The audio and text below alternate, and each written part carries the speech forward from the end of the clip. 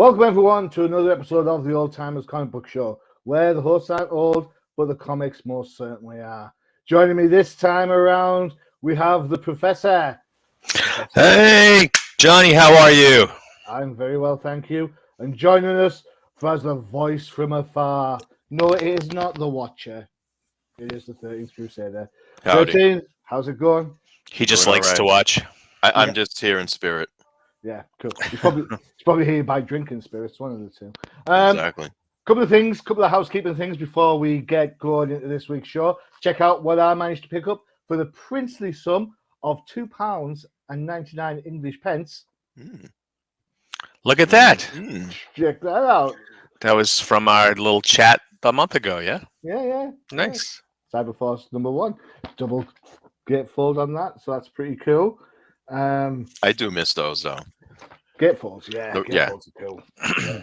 We don't appreciate them now because we stick them in bags and boards and we miss half the cover. Yeah. It's like, what? There's such a thing as clear backboards, you know. Well, that's just crazy talk. That's just crazy talk. What are they, like twice, 3 times the price of regular boards? Yeah, they're invisible, just like me. Dear. We like you being invisible, 13. I understand. It is true. You truly have a face for radio. Okay. That's what she said.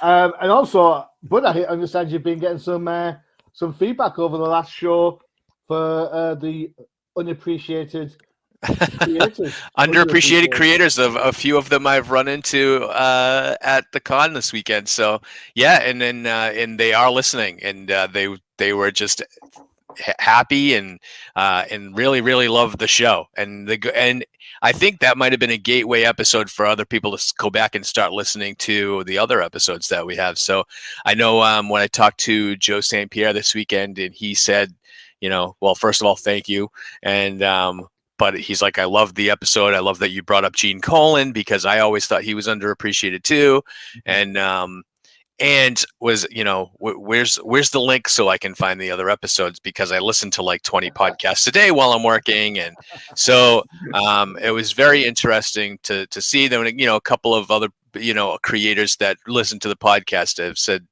really good things about it. So cool. I'm really happy that we're involved in doing something that, talking about the old stuff as opposed to, what's coming out this week. So I feel like these shows kind of have legs, as opposed to you listen to one of the other podcasts. If you listen to No Prize, we talk about what's current, and the shelf life on that is pretty short. But this is timeless. We could talk about old comics and all that. It's 25 years or more. Yep. We're definitely reaching the segment population that we're shooting for, I think. I think it just shows, and 13th, you can agree with me hopefully on this. It just shows that, you know what, there are a bunch of creators out there who are underappreciated. These are the people that have been putting the 9 to 5s in, right, Monday to Fridays, and fair enough, you are going to get your superstars like Jim Lee and Max Silvestri and John Byrne, and but there's also those people that have kind of carried the torch before and after those guys. 13th? Yeah, no, I absolutely agree. And, you can say 9 to 5, but for some of them, it may be even more than that. It's hard work to get into the industry, never mind create comic books that still resonate with people today. And us as fans, obviously, we don't forget. That's why we do this show. Yeah. We're like super geeky nerds. That's us. All right, this time around, we are somewhat entrenched in a couple of ways. We're entrenched in the 80s for a start, so we'll get that out of the way. And we're also entrenched for a change. It's an all DC world. Who would have thunk it? I was thinking that this morning. I was like, wow, we're just doing all DC books for once. It has been a while. Yeah. So let me start by getting our first book up. That's what DC stands for. It's a dramatic circumstance. Is that what it is? Yes. In this case, it is. Someone this week had a conversation with me and says, do you know what DC stands for? I was like, yep, Detective Comics. Oh. He says, are you sure? I'm like, pretty sure. It's pretty much how it works. I thought it was Definitive Crusade. Yeah, we wish. We wish. All right, so we're going first up. We're going with the 13th selection, and it's 13th, so you know where we're going to go with this. He likes these more than I like Batman. It is the All Star Squadron #1 from 1981. Um, I couldn't find this on Go Collect. Go Collect is a great website. Check out for any prices of what you'd expect to pay for certain grades of certain books. They did not have a price on this. However, I did manage to find on a bidding site you can have issues 1 to 20 for £37. Hmm. It's from the States, so what's that work out about? 55 maybe. If you want it from the UK, you have to pay a further £22 postage, but there you go. It's written by the incomparable, especially when it comes to this sort of genre of superheroes, Roy Thomas, art by Rick Buckler, who we've mentioned many, many, many times. Inker embellisher is it 13th, correct me if I'm wrong, Jeremiah Ordway. Is that Jerry Ordway? That is Jerry Ordway. Yeah, Yep. look at that. I Then, believe this might be actually be his professional comics debut. really? I believe it may be. And he dropped his Jeremiah because it was just too long to write. So, I letters, yeah, I don't know. letters by John Costanza, who was DC's letterer par excellence for a number of years, and then colours by Carl Gafford. I almost said Carl Gifford there, thinking of football, but that was Frank. What do I know? All A Hall of right, Fame giant. yeah. He's resonates with a lot of UK American football fans. He was the voice of UK NFL TV I'm shows for a very while. glad to hear Yeah, that. so I know who Frank Gifford is. All right, okay. As you'd expect. 13th. This is your book. Take it away, sir. Yeah, it's funny how you mentioned the price chart there pretty much for the value. So what you mentioned there sounds like it's a little bit less than $1 per issue. So Yeah, it um hasn't held its price particularly well. no, and to me it's one of these treasure troves of DC historical books. Yeah. I believe the run is about 67 issues and other specials and whatnot. But Mhm. you know, look at that collaboration: Roy Thomas, Rich Buckler, Jerry Ordway. This really is an all-star lineup. We've met all of them, bud. Yes, yes, we have. Rich Buckler unfortunately passed, I believe, a couple years ago. Mhm. Yeah. I met Jerry Ordway recently, and Roy Thomas was what, maybe a few years back, bud. So Right. Yeah, Roy. Maybe 4 or 5 years ago, I met Roy. Yeah, for yeah, sure. yeah. So um, what some people may or may not know, before I even get started with this, Roy Thomas had his hands on Marvel's Invaders, Hmm. and Mhm. what he did with that, he basically took characters from the World War II era, banded them together, and basically did a kind of retcon historical book Mhm. with the Invaders. Yep. No different with the All Star Squadron here, except this was something that he was like chomping at the bit to do. Mm. And the thing is that when you go back into the golden age of DC, they had their own stable of characters, obviously Superman, Batman, Wonder Woman, Green Lantern, Flash, Hawkman, those classic characters. But what made this book interesting was, pardon me, was that DC had acquired Quality Comics, Mhm. right? And Quality Comics also had characters based in that era of time, Mhm. but they didn't own them during the Golden Age. Now that they did, it's like, hey, you know what would be a good idea? Let's put all this into let's just bring all this together and give the readers a little retconning here with the old JSA members, the Seven Soldiers of Victory, the Quality Comics characters. And to me, I'm like, this is brilliant. And Mm. the reason why I say that is because for me, my very first comic book was All Star Comics. All right. And All Star Comics had classic JSA characters. But what made that kind of confusing was it introduced newer members, but I guess myself included and some other readers may have been confused with, we got younger people here, but Mhm. how does that relate to these guys? Like, you brought the JSA back in a way, but they're Mhm. much older. So you're kind of seeing like a new generation of heroes, and then it's the series is done. Isn't that though part of the charm of the Justice Society? Is the fact that Absolutely, they absolutely talk about being a family of heroes, not just Mm. correct. yeah, and that's there's more heroes in the Justice Society than there is in Avengers. Correct. Now, That's true. now, what you have with this is how does that relate to the relationship between Earth One and Earth Two, Hmm. and then you had Crisis eventually down the line. I'll mention that in a little while, but basically, All Star Squadron One is the beginning of these creators' venture into what are we going to do with this. Yeah. There's a lot of characters in here that readers may or may not know. Some of the readers may know them very well. Others Hmm. are like, who the hell is this? Hmm. Hmm. This series, when it comes to DC, and again, and I may be biased in saying this, I am a sucker for Earth 2 stories. My first DC comic book was based in Earth 2 reality. And I love the Golden Age characters. And when this came out, I was like, wow, like what are we anything can happen in this series. There's so many heroes here. And at this time I already knew who most of them were. Hmm. And I had a somewhat understanding of Earth 1, Earth 2, but All Star Squadron helped me figure it out, like the differences between, Golden Age Hawkman Hmm. and the modern day Hawkman, and all the way down the line. The, Hmm. the Wonder Woman was also confusing, The Black also, Canaries. right. Yeah, Wonder Woman in here actually married Steve Trevor, had a daughter named, she eventually became Fury. Hmm. So I was like, this is fantastic. But issue one is a perfect debut issue. The cover Hmm. itself is very telling, and That first splash page.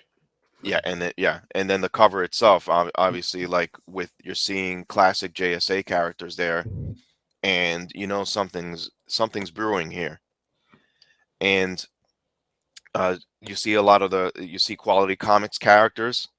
There's Hmm. one on there that never made an appearance in the run, which is Captain Triumph. If you see him all the way by Adam, it's the picture closest to Adam on the table. So I found that kind of funny. Oh. Yeah. So what Roy Thomas did, he's like, okay, we got these stable of characters. You don't want it to be like a mob scene, Hmm. but we're gonna take this story and go back in time and base it during the World War II era. So he literally takes you to like the couple of days before the United States was attacked by Japan at Pearl Harbor Hmm. on December 7th, the day that lives in infamy. So what I loved about this is that Roy Thomas, um, I love the World War II historically. Like Hmm. I'm a sucker for those documentaries and whatnot, and he brings all that together here, and he's injecting enough realism in this comic book to then introduce these characters to put them in a time and place while the war was starting and going on. Yeah. So And to answer the question, why weren't they in the war? Oh, some of them weren't in the war. Yeah. Okay. correct, like if the characters in reality were created before the war, where were they during the war? Mm. And remember, DC at this time, there was a drop off of Golden Age characters or a Hmm. reinvention of them later on down the line. But here we are. This is an origin issue of the All Star Squadron, and it's easy. The All Star Squadron is basically consisted of JSA members. I mentioned these other teams before, members of Seven Soldiers of Victory, um, Quality Comics characters. And Roy Thomas wanted to make it a point that he really wanted to focus on the lesser known characters plus the Quality Comics characters because he felt like, bringing Superman, Batman in here, like everybody knows those guys. Yeah. And then, they had their own book in the Earth One reality with Justice League. So Hmm. why do that? It's basically an extension of those titles. So he wanted this to kind of stand apart. So same for the villains here, like Hmm. Per Degaton, Wotan, um, villain of Doctor Fate. But Per Degaton, he came from the future, so he Hmm. traveled back in time to kind of use the advantage of history to, he wanted to rule the world. So there's a lot of things that went into this book for anyone picking it up for the first time, you may see characters you have no idea who they are, but for a debut issue, it does a good job of identifying, at least by name, Hmm. and why they got together and what was their purpose. Basically, FDR said, "Hey, Franklin Roosevelt, the president at the time, wanted to gather every costumed hero on in America Hmm. to help him with the war initiative or an impending war." So that draft, I think, was called Article X. I don't think it's mentioned in this book. I think it's alluded to because I think early doors Yeah, when Hawkman's talking to Plastic Man, yeah, Hawkman's asking him where's the Justice Society, and he says, "Oh, they're off speaking to the government." So right. that's your Article X, or it could also be the whole Justice Society of America versus the USA, which was a miniseries by Roy Thomas as well. Correct. So, Correct. Yeah, I mean, it's I recommend this run. Whenever you say, "Hey, what's a good DC run to read from the mm, '80s?" 9 out of 10 times it's All Star Squadron, because if it wasn't for this, I would never have really gained that foundation of or understanding of what the JSA really was about. And then it wasn't mhm, just JSA; they coincided with other heroes of the Golden yeah, Age. Hmm. And in reading the newer runs of JSA, it made so much sense. This series eventually spinned off into Young All Stars because, as I mentioned earlier, the Crisis on Infinite Earths yep, wedged towards the tail end of the series, and it's like when you created New Earth meant that every hero coexisted in the same plane on the same Earth. So how do yeah, you take heroes from yesteryear and merge that with the modern heroes? So the series ended and it spun off into Young All Stars. And that in itself, I don't think lasted that long. But no, years later with JSA, they brought all these characters back again. They hmm, they had much more development. Now, I again, like Roy Thomas, I think did a tremendous job developing these characters then, but I think the fruition of that was really realized in the later JSA issues. yeah, Um, my final comment on this hmm, is it includes a lot of creators that I like. I thought the art was solid for its time, and you could tell that they put a lot of heart into this. yeah, And I am also a sucker for the Lady Liberty and Johnny Quick relationship, and you get to see the first panels or the retconning of that and how that mm, actually happened. So, phenomenal book. High recommend if you're into DC historical stuff. okay, cool. Um, Good roundup, Professor. What did you think of this book? So yeah, so the first thing that when I come into this book and I see Roy Thomas on it, and I'm like, okay, Roy Thomas, career Marvel writer, jumps in 1980 over to DC. But anybody that reads Roy's fanzine alter ego will know that his the germination of his comic book fandom was in All Star Comics, and he is a rabid Justice Society fan. Hmm. And wanted to do something like that. And he's also a World War II buff. And anybody Mhm, that's had read Invaders and Yeah. has read All Star Squadron knows that when he sets his books in the World War II era, everything is, up to the point of adding superheroes into everything, historically accurate. So when you read a book like this, and I want to say, Roy Thomas wanted originally when he came over to DC, sign an exclusive contract that anything happening in Earth 2 or Justice Society or anything else was the domain of Roy Thomas. He got first dibs, and he was able to pick and choose whatever project he wanted. He did want to do a Justice Society series, but for some reason or other, it didn't happen, and so he created All Star Squadron by using and created some characters for this that and using old characters that really first time I'd ever seen Johnny Quick or Liberty mhm. Bell, or I think this particular Robot Man is his creation and not a Doom Patrol Robot Man, as far as I remember. Roy Um, Thomas loves his robot men. You this, see? uh, so for me, this was a huge issue back then when I had started picking DC, and you guys know that when I first started reading DC, it was right around Crisis and Legends, right? And then this was prior to that, and I happened to pick up on this book, and I liked it because other than Hawkman and Plastic Man, I'd never seen any of these characters before. So I was like, this is cool. And then set in World War II, and I know that 13 had said they folded in a lot of the old characters, Charlton characters, and that if you remember, they folded in the freedom fighters into this too. Yeah.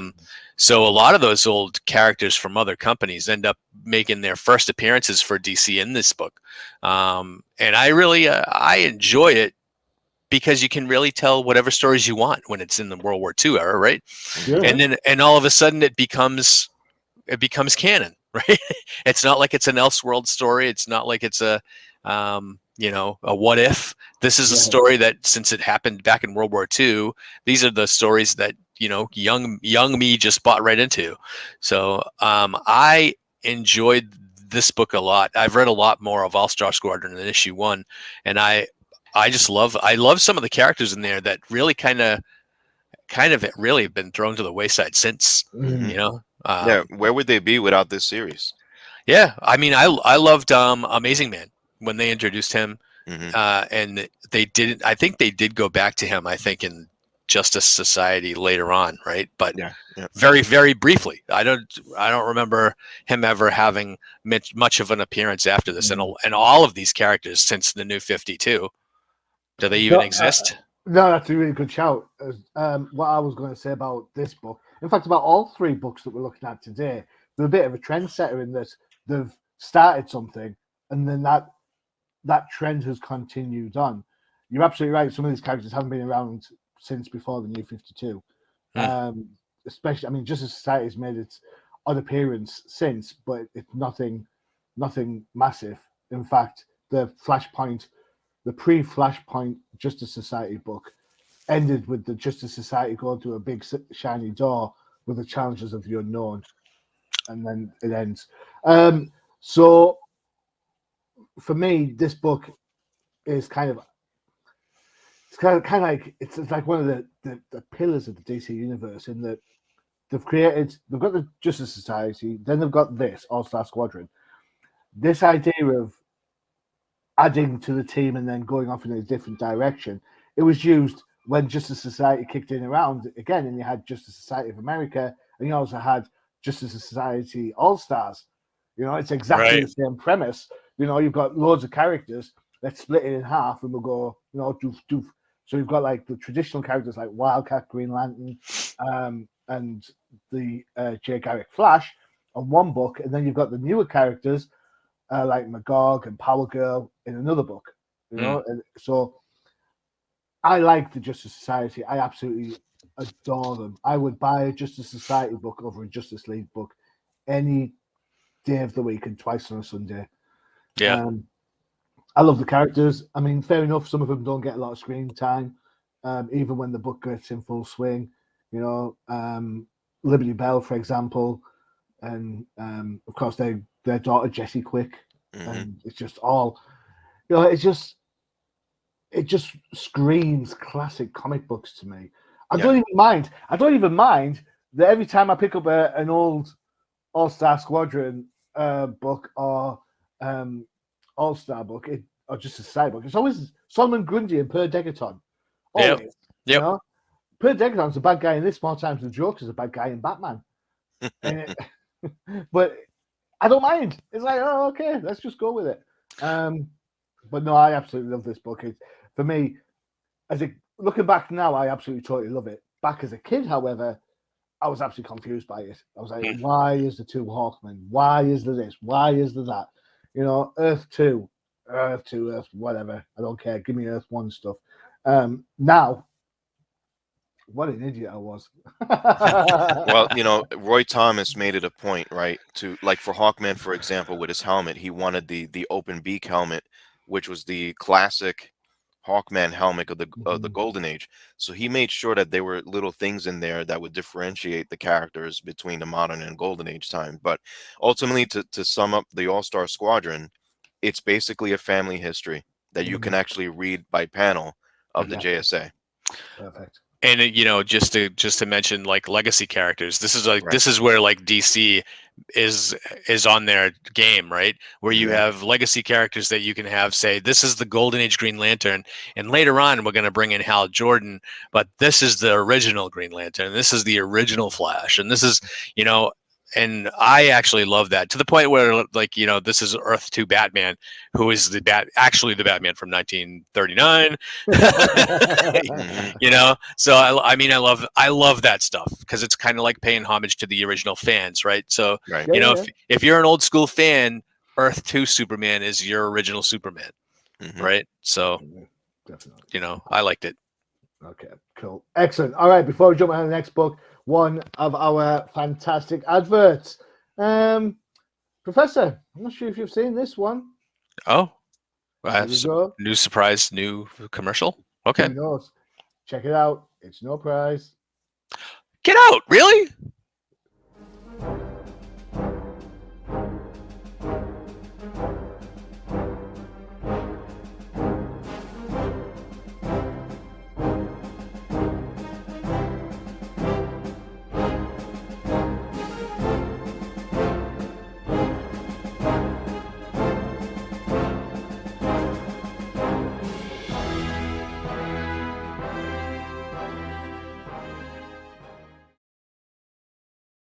There No, you go. yay!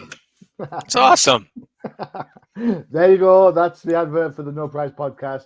Airs fortnightly on Tuesdays, and it's all about the current The current Marvel Marvel comics. comics. Yep. Yeah, That is and a good ad. with some Disney thrown in there as well, I'm sure. And if you love PowerPoints, we have our own superhero who charges us like nobody's business. Oh yeah. No Lucas comment. Lucas keeps me educated on what's going on in the comic book industry. So hey. Does he? Oh yeah. Oh yeah. Love it. So, Oh, bless. All right. Okay. Next up, which book are we going to next? All right. This is a classic. This is an absolute stonewall classic book. I am absolutely so glad that we're getting to talk about this book. It is the quintessential Justice League #1. There you go. hey. Mhm. There we go. This is Murder. Well, it's not even Murderer's Row. Well, if Murderer's Row is a name for a nickname for a good baseball team that bats well throughout the order, what's the nickname for a team that can't bat for toffee? Red, The Bad Red News Sox. Bears. I don't know. The Marlins. Anyway, so this is Justice League #1 from 1987. Depending on grade, you can get this for as little as $36, rising all the way up to $60 for your 9.6s there. Plot and breakdown. This is by Keith Giffen. Script is by Giffen and J.M. Matthias. Art by Kevin Maguire. Inks by Terry Austin. Letters are by Bob Lerpin, and colors are by Gene D'Angelo.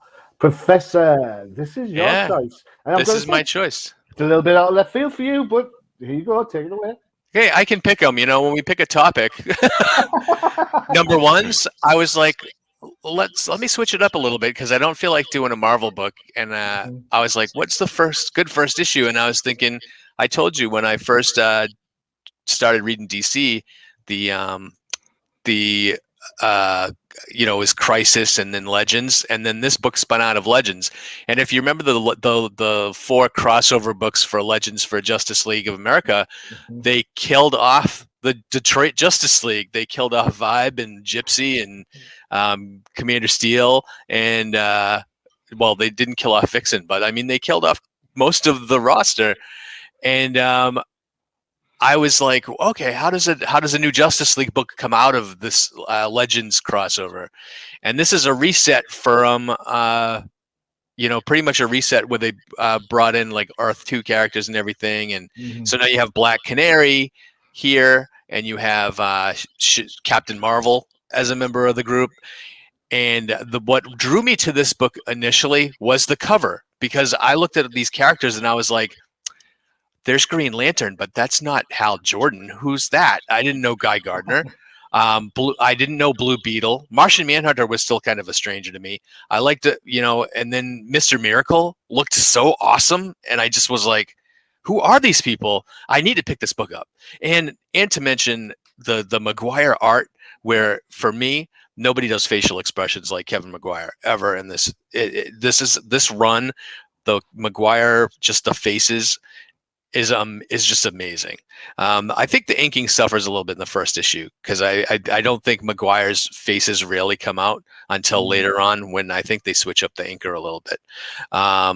But introducing all these characters like Oberon and in Mr. Miracle, this is the first time I've read any of these characters. Blue Beetle, I'd never read before, and just this first appearance of Blue Beetle for me, just coming down the road 3 issues later, is Booster Gold, and when Booster Gold joins the group, it's just this book becomes a comedy book.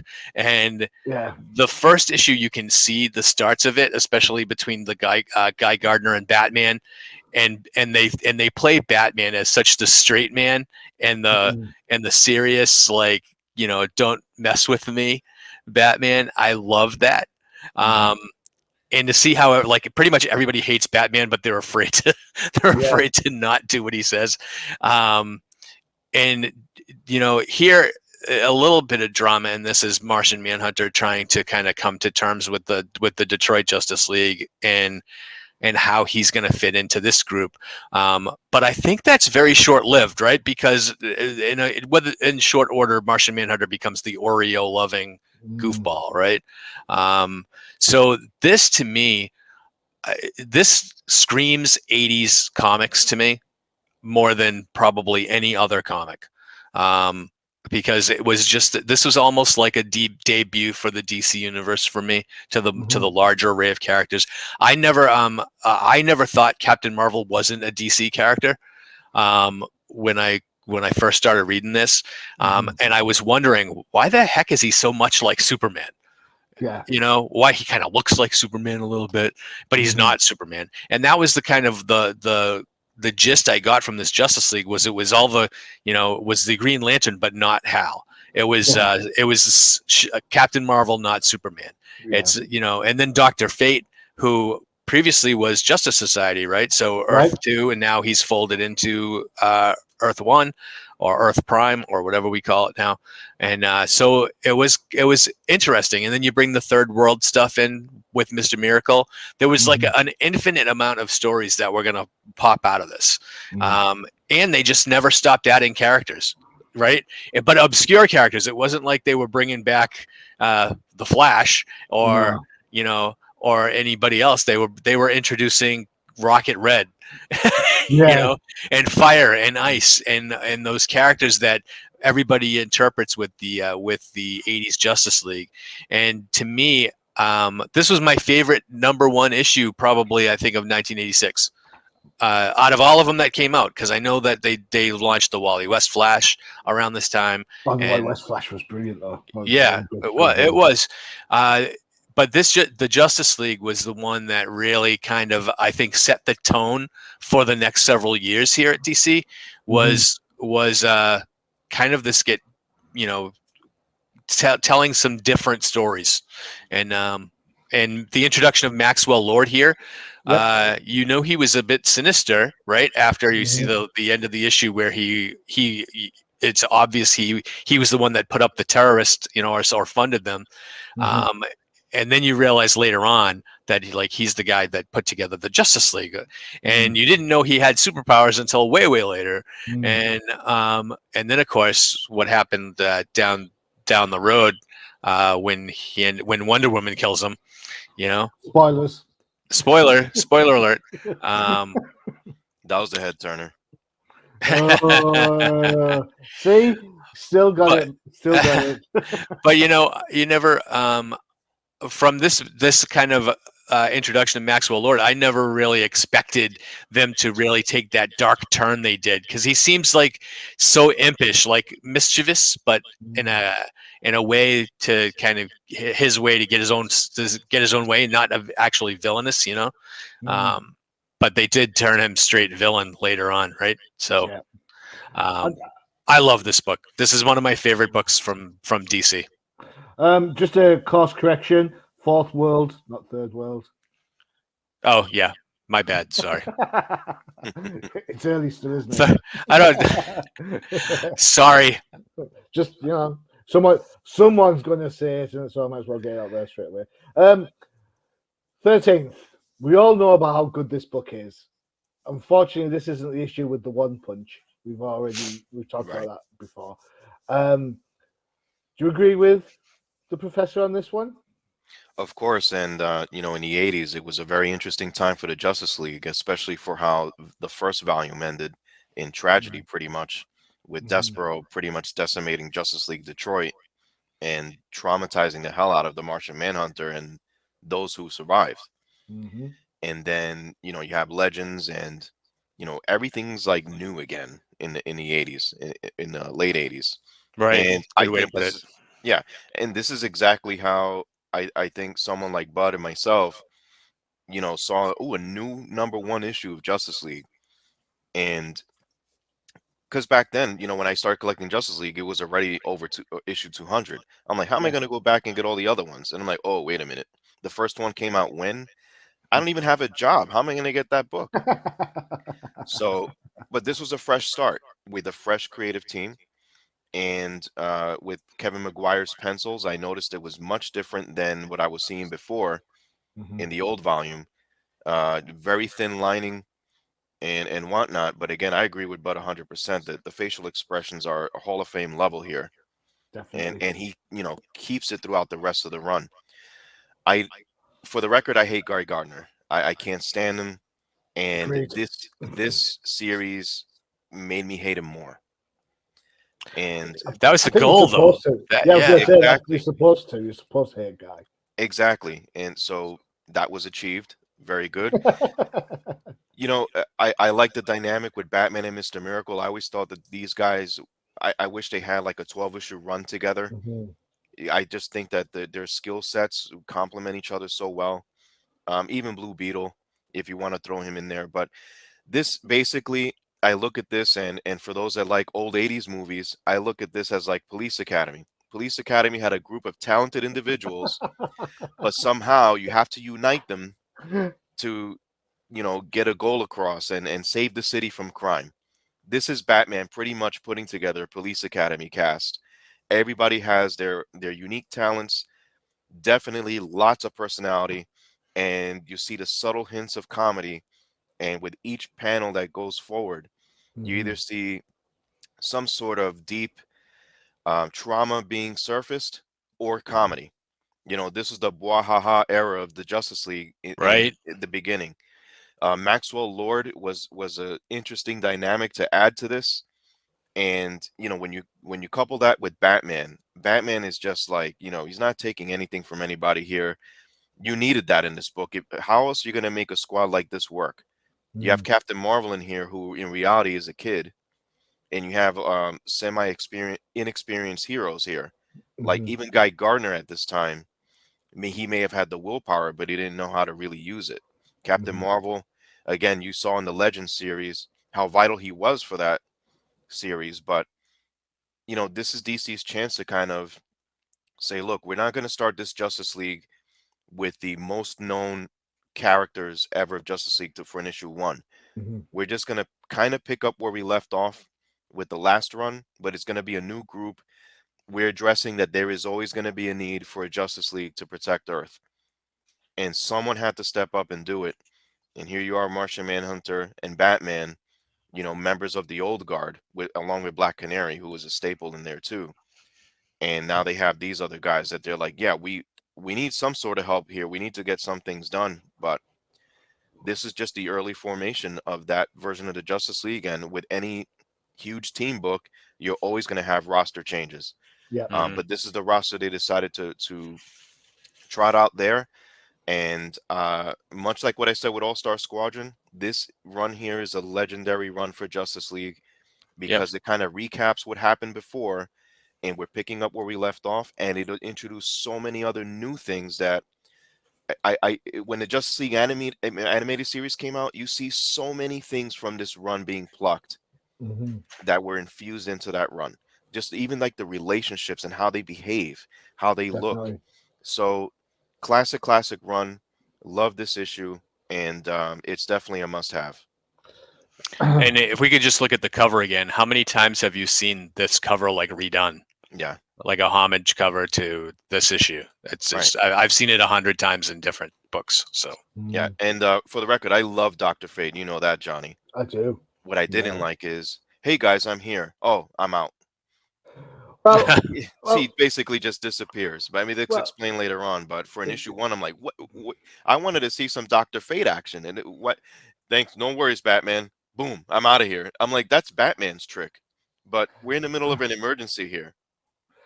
there is a reason for that, though, There which is, comes out down the line, isn't there? All yes. right. So for me, let's get one thing straight. That is a terrible Black Canary costume. Yep, I, yeah, Yeah, are we all agreed on that? yep. Yep. absolutely. That's why she burns on in that cover of Action Comics. This is the Flashdance Black Canary costume, I think. This, oh man, what a feeling. Yeah. Okay, now that's out of the way. This run, I absolutely love this run. There is nothing I don't like about this run. DeMatteis, as I've said before, if I've said it wrong, I apologize. What am I saying if I've said it wrong? As I've said it wrong. One of my favorite writers. You can tell he's got a good humor level the way he writes Spider-Man. Translates really well here. Giffen also has elements of out there like nobody's business, and put the two together, and it is just like a, as you say, a blah ha ha ha type event. That's not to say that this series doesn't have its serious points. Hmm. There are some absolutely great page turners.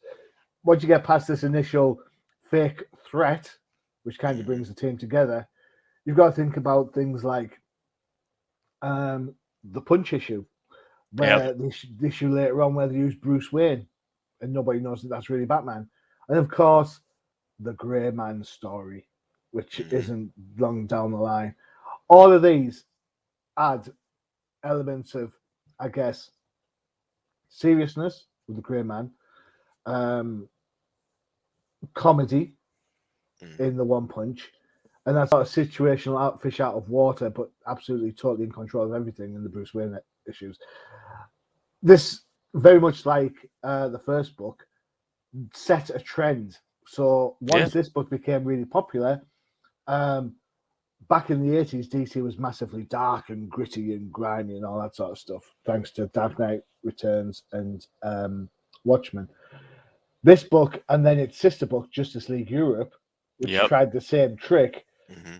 maybe less successfully, because you had the Hal Jordan, you had Power Girl, you had, I think Wonder Woman was in there for a while, Flash was in there Elongated for a while, man. Yeah. Elongated Metamorpho. Man, Yeah. Crimson Fox.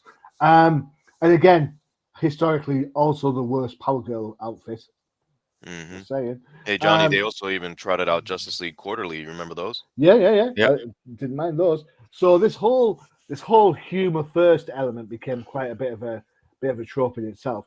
I don't think you can get better of this idea than this book, this Hmm. Justice League book that started it. I think the guys that are writing it are just bang on. I think the art is perfect. It looks like a serious book when you look at the art. I mean, just look at the panel we're looking at there. Look at how Martian Manhunter's cape is absolutely just sat there. Hmm. It's just gorgeous the way it just works. Um, other page, I like the bit with Batman towards the end where he's in the on the pedestal and Doctor Light uses her powers. Oh, Where's that right. at? Hmm. Yeah, where's it at? I've just seen it. There, that one. That's the perfect Batman pose. Well done, brilliant. And to say that this, I always think that this era of DC is a bit of a resurgence for them because whilst Marvel has always been the chill, the cool kids on the block, DC at this point they were reinventing the Justice League, they were reinventing the Flash again with Wally West coming on and board because Barry Allen had died in Crisis. You know, they were getting a new Supergirl over in Action Comics. Hmm. Hmm. They weren't too far away from getting a new Robin. You know, after the one Right. died. You know, so this is a bit of a soft retooling of the DC universe. And I liked it. I thought it was great. I thought the Justice League was the thinking man superhero book. I thought the roster was perfect because it was just so many characters that were almost blank slates. Really, Yeah. they could have done that whatever. So I mean, I will say, as unpopular as this sounds, I'm not a big fan of booster goals. Sorry. Me either. No, I'm like, well, me neither. But I loved him in this book. you know. I can take him or leave him. I absolutely totally can. I don't think. Well, I've seen Ted Cord on other books. I think the character works just as well as a serious character, as well as the zany. I think sometimes towards the end of this run, I think they try too hard with the funny. Mm-hmm. But that's just a me thing. I always thought Guy Gardner stole the show. Yeah. And unrelated to this book, years down the road when Maxwell Lord kills Blue Beetle, do you remember that? Yeah. Yep. To you, did that symbolize almost the end of the era or the end of an era? Yeah. Like Yeah. it was like Maxwell Lord was killing 80s DC. Yeah, I mean they went out with a bang. He's here all week, guys. Don't forget titty-waiters. All right, there you go. 2 down, 1 to go. My choice. Yes. Yes. All right, here we go. A little bit one out of left field for me, I think.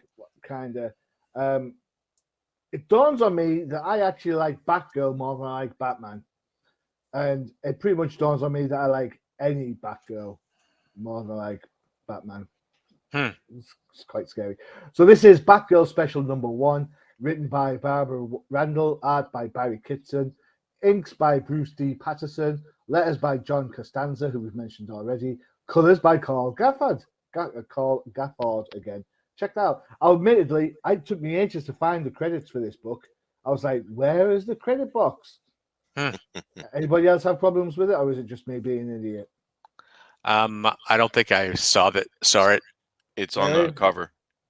No, other than that, in the book. It is, if you look. It's in the bookcase. It's on the bookcase hey, there. look at that. Yeah. Yeah, I was like, what the hell is this? All right, so this is unintentionally, I believe, I don't think it was official, but this is the last Batgirl story. This is DC putting the pieces in place to take Barbara from being the superhero Barbara into being the, hey, who's that at the door? Let me just open it. Barbara that gets shot in The Killing Joke. Very much like the other two books, there are signs and portents down the line, although it will take a couple of other writers to bring one of them to the fore in the shape of John Ostrander and his wife, who created Oracle. So there's enough in here to tease Oracle. There's enough in here to tease future Batgirls, and we know there have been future Batgirls from there. But story-wise, Batgirl's dealing with the PTSD of being beaten and having some of her idealism stolen from her. In a way, she is trying to recover from that. She's also dealing with the fact that this caused a bit of a crisis of confidence. When murders start reappearing, she feels she needs to go out and do something about it. Lo and behold, things aren't quite what they seem. We get to see Barbara being Barbara. We get to see Batgirl being a detective. For me, it's a well-written book. Barry Kitson's art, fantastic. This is early doors Kitson. So this isn't the Kitson that had finally found his feet and did great work on Legion later on. So, and then on to Batman for some issues with Legends of the Dark Knight. There's nothing wrong with this book. I really like it. I understand why it's there. I understand that it's moving pieces around. Had Barbara as a character outlived her usefulness and they didn't know what to do with her?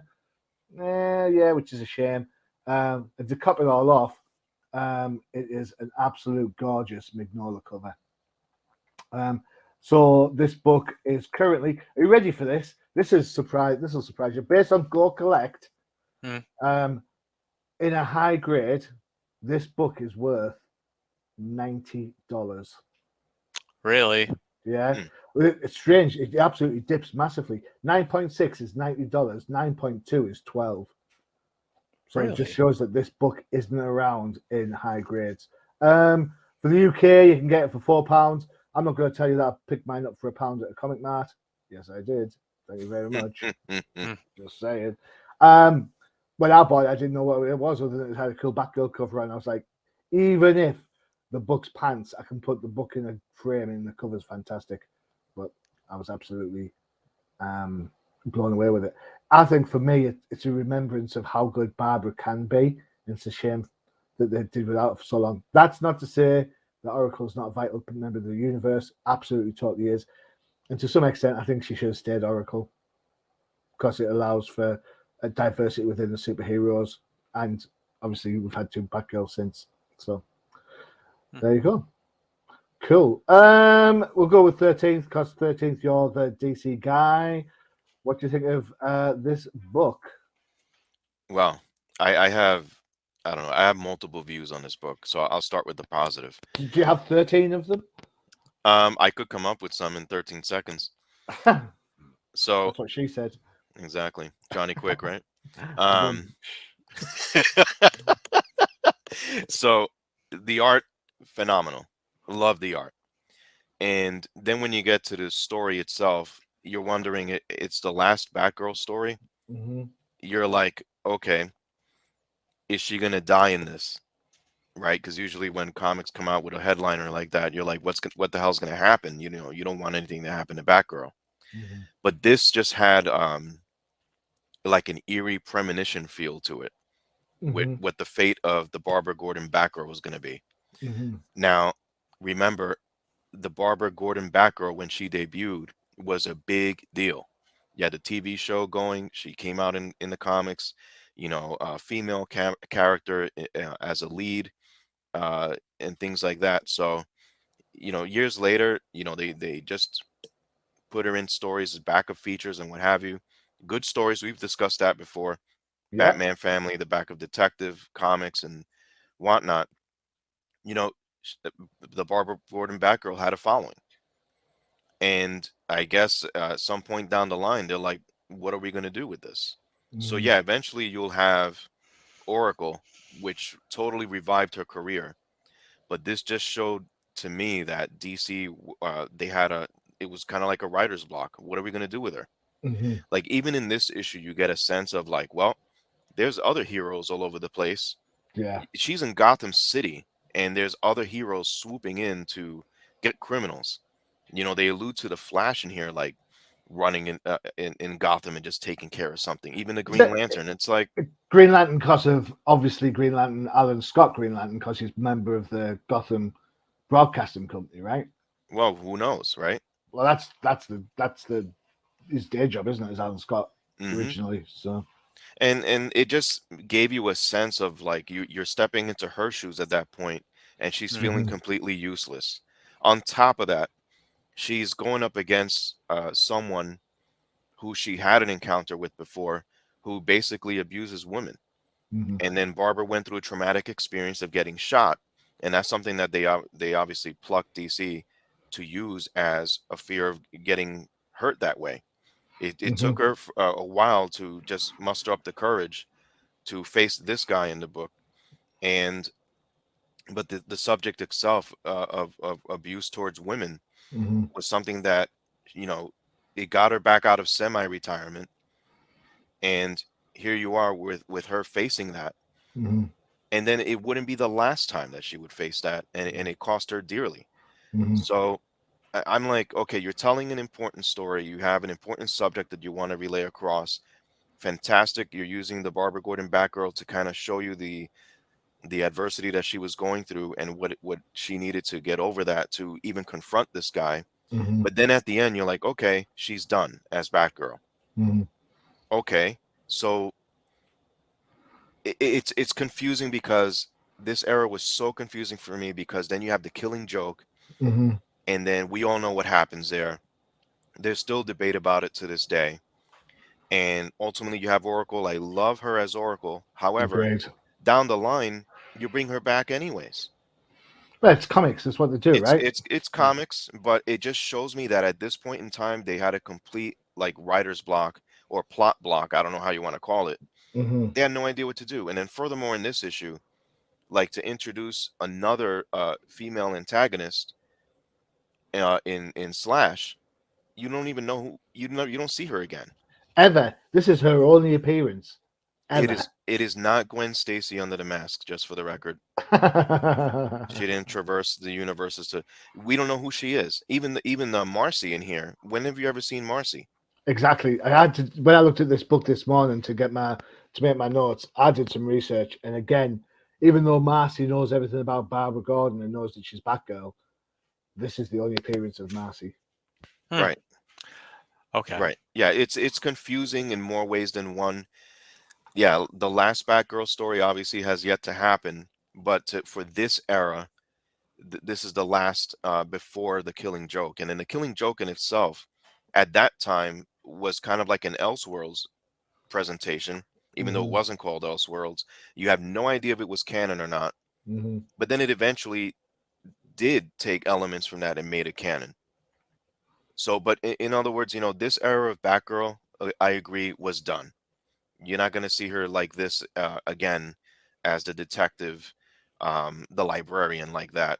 She just Mm-hmm. jumped from the books to the computer. And you even get hints of that in this book You do with indeed. Marcy saying, like, you can do this from here instead Yeah, of being out there. yeah. And she said something about how she could access the library computers, which have got access to this, that, and the other that she's added Right. to them. She So, introduced remote working pretty much. yeah. Damn Yeah. you, Barbara. Damn you too. All right, cool. And then she So gets to fight. And she gets to fight the face at the end. Brilliant. Hmm. yeah, that was. I mean, as far as I go, I'd never really read a lot of Batgirl stories, and just from reading this today, I did get the feeling that Marcy had a long history with Batgirl, even though this was her first appearance, and I was just that was confusing to me. And then as I'm reading and I'm seeing this Slash character, and by the end of the book, I'm like, I thought Slash was Marcy. Yeah. I Right. thought that was going to be the reveal at the end, was that Marcy was Slash, and then of course with the last page, with she's like taken off in a stretcher, and then the next page Marcy's sitting there with her. I was just like, oh, that's confusing. Like I just kind of thought the whole entire issue, I was like, the only reason that Marcy's here is to be the villain at the end, you know, or for Hmm. some reason be the vigilante that's killing people. So Mm. strange. I thought it was weird, and maybe that was the way the original story was supposed to be. And yeah, I don't know who that is on the last panel. That dude in the bus. Who is that? That's That's Barbara Gordon. Barbara Oh, Gordon. That's oh, that's her, okay. I thought that's that her was a. disguise for getting around. Although the Yeah. trench coats and the latex legs will probably give it away. Yeah. But Slash is Scourge's sister. Nice. The, So there's a lot of nuance in this book. It is. I'm looking through it again, and whilst Slash takes on a lot of the people who are attacking women or have hurt women in the past, it is quite nuanced that Conran's wife, he beats her up. yep. It is. Mhm. It's really quite nuanced to see that, and if that's, I don't know where. I don't know if this story was kind of like, let's do something about domestic violence, and then they got to a point where 13th. I kind of agree with you. We got to the point where, right, what's next? Yeah. Well, his wife in this book it's alluded to here or inferred that she was the one that hired Slash to take out her own husband. Yeah. So you have like this Yeah. triple threat going on here between Slash, Batgirl, and Cormont, but the mastermind seems to be his wife. But then she's justified in doing it, I guess. But I, you can't solve all these issues with making more wrongs, and, mm, and that's what I'm saying. It's like how much confusion was there to create a Batgirl story, and you really want to leave this as her last case? I suppose the absolute kicker to it, the insult to it, is that um, the killing joke. It's a gun Hmm. crime again, isn't it? And Yep. then the various things that were alluded that happened to her with the photographs and stuff.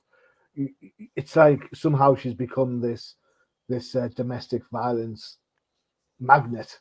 Hmm. Mm. And then you kind of think to yourself, is that all? And this is probably one of the knocks on old comics sometimes is, are the female characters, and this goes for films as well, I suppose, are Our female characters just there to be saved, killed, or attacked.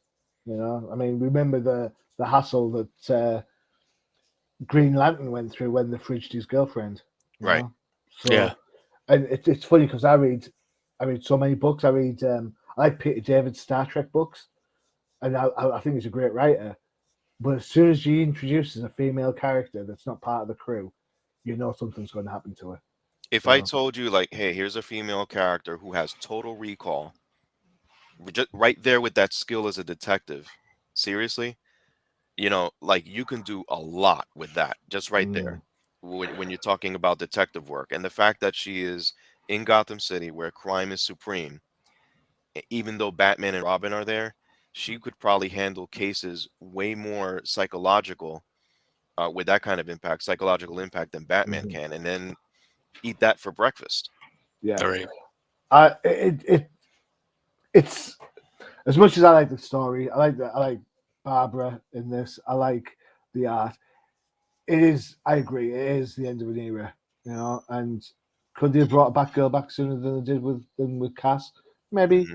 but you know, Cass has got a whole host of fans, and I'm not against that because she's great. And of course, Steph's fantastic. So, at least in my eyes. Hmm. All right, there you go. We are done for another show. Bud, thank you for making the time to be on there. I really do appreciate it. Thank you. I appreciate you having me. Yeah, anytime, man. And the voice from above. Ooh, thank you very much. I am coming to you from the 13th dimension today. Yeah, yeah, cool. All right. Earth 13. All right. Don't forget to check out the UCPM for all your other favorite shows, including Professor.